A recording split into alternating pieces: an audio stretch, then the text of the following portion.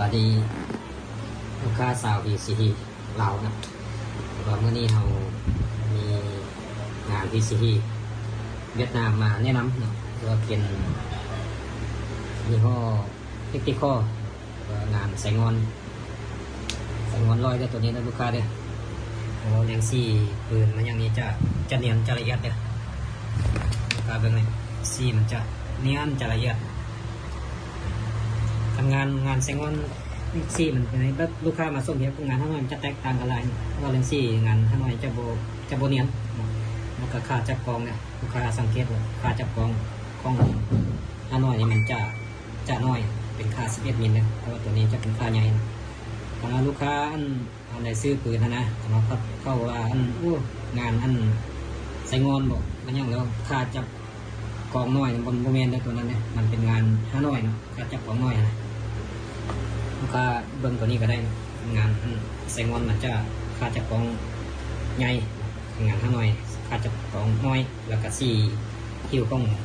ตัวจะบริยัดคือกับตัวนี้ตัวไฮตัวนี้มันเฮาใส่ไฮอย่างให้เด้อเพราะว่าตัวนี้มันสามารถมีโทษใดเนาะแล้วก็เน้นเนาะตัวนี้นะจะบรวมเด้อมันจะบรวมคือกระบาอันเก่าเด้อตัวนี้นะมันจะเน้นประกันเน้นเวลายิงมันจะโบเน่งโบฮิตกับฮิตมาแต่ว่าเก็บเสียงรุ่นเก่ามันจะเน่งเนาะมันจะขนลดนะแต่ว่าตัวนี้โบเน่งเลยลูกค้าเด้อว่าตัวนี้มันเฮาใส่คลิปมือยางให้เด้อตัวนี้เป็นคลิปมือยางลูกค้าไล่ผมห้าม5กิมมือยางแต่วันนี้เราประกอบกิมมือยางให้นะแล้วก็แลกมันเราใส่แลกมูวิอา16แหวนตัวนี้นะแลก16แหวนคือว่าเรากล้าหาประกันเนี่ยว่าเรียงการลดลมไว้ลมเสถียรหาประกันตัวนี้ที่ลองเฮ็ดให้ลูกค้าผมเลยรายคนซื้อไปแล้วว่ามันลดลมซ่าลมบอเสถียรลูกค้าซื้อบนฮิตแล้วซื้อจากเขากล้าครับประกันคำว่าลมบอสเฮียนรถลมซ่าเขาคืนเงินให้เนาะแล้วเครื่องนี่เขาก็บอกเอามาอีกเขาคืนให้รถเงินเลยนะลูกค้าเบิ่งเลยวอลเลย์เข้มเลยมันแน่งมั้งเข้มมันบริตีมันเนาะเอาห้าประกันเนี่ยกล้าห้าประกันบางเจ้านะลูกค้าซื้อบางคนกระจงซื้อนำบางเจ้านะเวลายิงนะตั้งช่วงตัวนี้เขาตั้งอยู่12ยิงนั้นไปประมาณ9เลยมันลดลงไปนะประมาณ9หรือว่า10หลังจากยิงแล้วก็มันค่อยไล่ขึ้นมาประมาณนาทีถึง2นาทีมันจึงขึ้นมาว่า12นะอันนี้ของเราเนี่ยกล้าหาประกันลดยิงนี่มันโบไล่โบแน่งสักยิงตัวนี้ลดลงไวสุดลูกค้าก็ต้องทักนะซักยิงสั้นยิงได้2 วิก็เต็มคือ9แล้วลมนี่นะลมซ้ำนี่เลยเอาก้าครับประกันเลยนะแรกตัวนี้เนาะแต่ว่าห้างเมนเฮาใส่ห้างคาร์บอนในตัวนี้นะใส่ห้างคาร์บอนกับฮีเซตเนาะกระบอกนี้เนาะ2กระบอกนี้ฮีเซตเนาะเอาใส่เราโพลีกอนเราโพลีกอน12เกียวตัวนี้นะหรือว่า40เซนลูกค้าบางคนว่าอยากได้เราโพลีกอน50เซนมันบ่มีด้วยลูกค้าเลยเราโพลีกอนมีแต่30กับ40ว่าเฮ็ด50บ่ได้นะตัวนี้มันจะเฮ็ดยากนะว่าเขาบ่สามารถเฮ็ดได้คือว่าเราตัวนี้มันจะพุบปลายเด้อทางกกนี่มันจะเอาใหญ่แต่ว่าเวลาลอกไปแล้วมันจะน้อยเข้าพุบปลายตัวนี้เก็บเสียงมันเฮาใส่เก็บเสียงเก็บเต็กว่าของเงียบนี่ก็สิประมาณ90เนี่ยประมาณ90นั่นนึงเนี่ยของเงียบสมควรอยู่ตัวนี้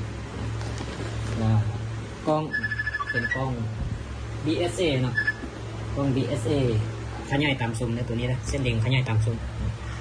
ตัวนี้เส้นเล็งขยายตามซูมนะแต่ว่าเหมาะสำหรับผู้ที่ว่าสายตาบดีสายตาโบแจ้งมันจะตอบโจทย์ตัวนี้บางคนนั้นซื้อกล้องเส้นเล็งน้อยไปแล้วเวลาไปยิงแล้วมันบอกว่าเห็นเส้นเล็งเวลามีอันแซงจ้าแซงไล่มันจะเส้นเล็งมันจะบ่เห็นผู้สายตาบดีตัวนี้ครับประกันนะตัวนี้เส้นเล็งใหญ่เนาะแต่ว่ากำลังซูมแมนซีคูณ14ตัวนี้นะกำลังซูมคือว่าปรับล่าสายตาได้เนาะตัวนี้เนาะว่าเขาหักประกันให้ได้คือว่าสุดเฟรมนี่ระยะ1 ปีเนาะ กันว่ามันหัวมันซึมยกเว้นลูกค้าเอาไปตกไปตำแบบแตกนั่นนี่เอาบ่รับประกันคันว่าลูกค้าเอาไปใส่มันหัวมันซึมมันมีปัญหาเองนะเอารับประกันให้เอาเปลี่ยนให้ฟรีเนาะบ่คิดรายเงินเด้อแต่ว่ารายเนี้ยยิงนี่เขารับประกันเด้อตัวนี้เด้อประมาณก็บ่เว้าหลายเนาะกับว่าอีฟ้า100ปลายเมตรคือกับคนอื่นนะบ่เว้าแบบหรือว่าเขารับประกันได้ว่า80เมตรนี่เขารับประกันให้ตัวนี้เด้อ80เมตรเอาถ้าให้มาลองได้ลองยิงก้อนนะจึงเอาก็ได้ลูกค้าอยู่เขตใกล้เคียงนี้รับประกันให้ก็คือท่านอื่นได้เขาเด้อมันมีปัญหาอย่างเขาเปลี่ยนไม้ให้กันเอาไปยิงกลุ่มบอดี้กลุ่มแตกกลุ่มเต้นเนี่ยเขาเปลี่ยนไม้ให้เลยเราเนาะตัวนี้คือกันเด้อยี่ห้อเดียวกันเนี่ยใส่แว่นใส่แลกคือกันเลยแว่นกับใส่แว่นมูยอาแล้วก็เป็นแลกซิงกับแว่นนะแต่ว่าเขาใส่อัพเป็นแว่นมูยอาแล้วเรียกว่าอันโตซูเปอร์เลนนะครับลมเขาก็ใส่ตัวแข้งเดี๋ยวเขาอัพเบิดนะส่งกระบอกนี้นะที่ว่าตั้งแต่ว่าตัวนี้เป็นคลิปมือยางตัวนี้เป็นคลิปมือไม้นะลูกค้าท่านใดสนใจก็ใจก็เอาเฮ็ดให้ได้เอาเปลี่ยนให้ได้เอายางเอาเปลี่ยนยางใส่เอาไม้เอาเปลี่ยนไม้ใส่ลูกค้าท่านใดสนใจทักมาเด้อรับประกันเด้อปืน6 กระบอกเด้อที่ว่าเอาจากเราไปเด้อขอบใจ